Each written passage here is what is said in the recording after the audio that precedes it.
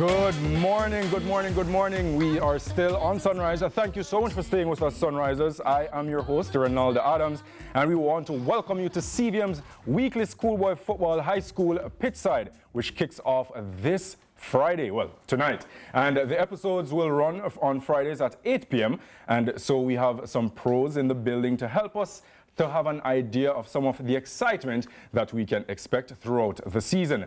I now welcome my co-hosts of Highschool Pitchside, Janae Robinson to my immediate left, and Giovanni Brady to her left. Yes, left and right. Yes, left. Good morning, guys. How are we feeling? Morning. I'm feeling good this morning. It's a good morning. It's a good Friday. Yeah, it's the air is fresh. Yes. Feel rejuvenated. Yeah. Excellent. Excellent.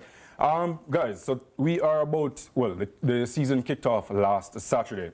Janae, you were actually at the opening day. What can you recollect from that doubleheader last Saturday at the Stadium East? Ooh, exciting encounters. We had the finalists from the Costa Cup and Manning Cup starting their season. And yes, they did give Fogo Road and Charlie Smith a run for their money, but it was just exciting. The spirit was high. Stadium East had a buzz and the music was good, and I was enjoying my time with the fans. Excellent. And how many seasons have you been covering schoolboy football overall now? Let's say this will be my fourth season. Fourth season. Yes. Gio, to your left now, has been covering schoolboy football, I think, for about 14 years now. So, Gio, what compared to the seasons past, and then in the immediate season which passed last season, what are you expecting for the 2025 campaign? Correction, I've been covering schoolboy for 4 years. I don't know what Ronaldo is talking about. But, are you sure? But for this year, though, I'm expecting bigger and better things. I'm expecting grander. I'm expecting good football as always. I'm expecting excitement. I'm expecting the fans to come out as they always do and make it a large, a grand spectacle. And I'm expecting you guys to see something right here. Yeah. Exactly. Yeah. All right, on CVM TV. Yeah. I'm going to stick with you, Gio. As it pertains to sports, and especially football, you can't have that without predictions. Who are your Manning Cup favorites for this season? Manning Cup. It's tough to call Manning Cup favorites. KC, I'm gonna keep it safe. KC, JC, around that line. And then for the Costa Cup, certainly not the Carteret College. But no, certainly not the Carteret College. I do like Glenmuir. They won 13-0 this week. Yes. Massive. One player scored 8 goals. But aside of Glenmuir, a school that I really like is Lintil.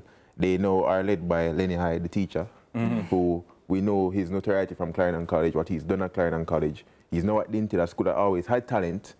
Probably lacked a bit of discipline and that leadership, probably, I don't know. So he's at Lintil now.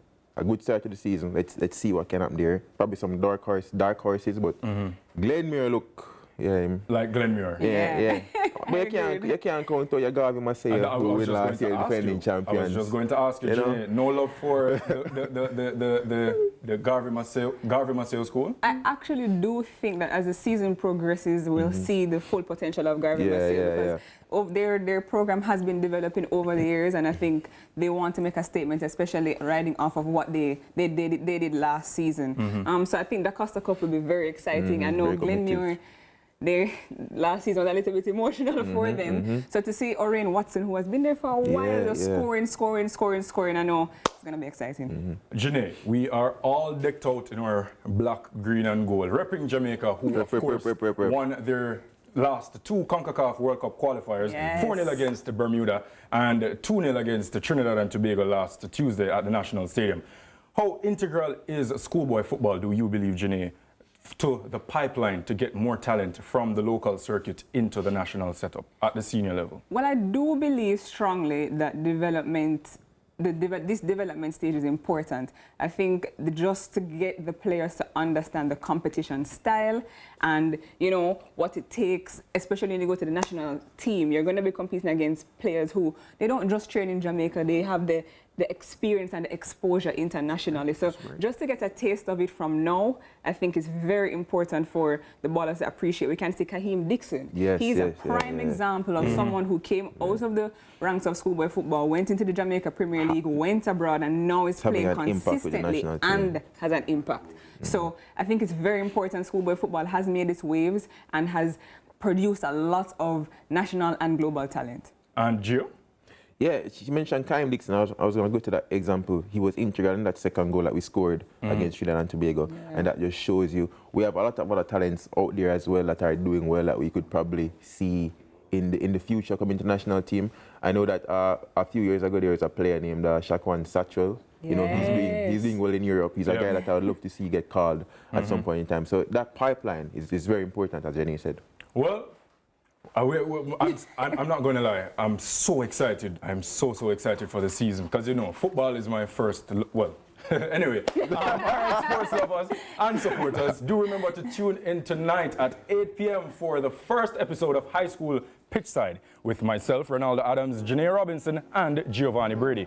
It's now time for a break, but Sunrise returns after these messages.